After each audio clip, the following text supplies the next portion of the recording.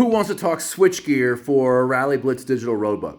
We've come a long way in the 10 years since I first started doing this, and I was literally soldering things kind of in my basement trying to figure out how to make them work with Bluetooth boards and such. So I'll show you a little bit of history and then tell you the two solutions that I think work, two options that work pretty well for everyone. So let's go over here and take a look, like Mr. Rogers.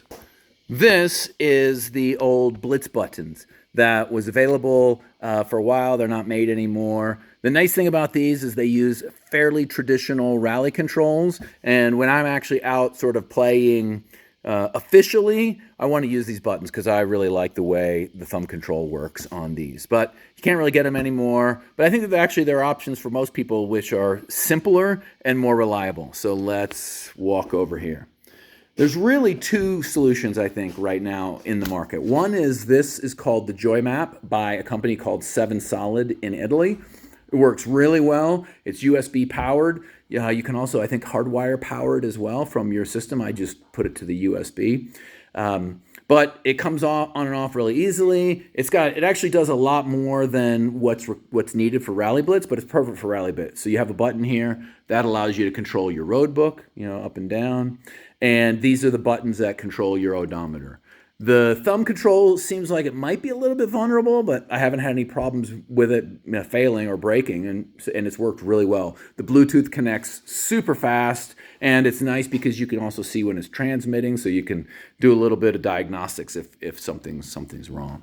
The other solution that we've used is this company called Chubby Buttons, and they look a little bit silly, but the funny thing is they're super simple. The Bluetooth connects really well. I don't have it connected. I'd have to unconnect the other controls. But I've used these a ton for just quick and dirty getting something to work. So I'll just zip tie it or safety wire it somewhere, and you have your controls for your road book and for your odometer. In the middle doesn't do anything. But these work really well. They're super reliable, and they're not very expensive. I want to say they're about $70 or $80, and they always have specials going on. But these things, it's great to have in a bag. It's always good to have it as a backup because you really can put it anywhere and use it as a backup, especially if you're running something a little more sophisticated, but maybe it takes a rock and breaks. So I think these are about they're a couple $100s to get them into the U.S., but they're really good, and I would highly recommend these for someone who kind of wants a more official control. But I certainly recommend also getting this as a backup because in a pinch you can use it, and the buttons are nice and big. It works really well. I hope that helped. I hope that gives people some idea of what the options are, and I'll put some links in the video so you can see, you can figure out where you need to purchase it if you want to get these.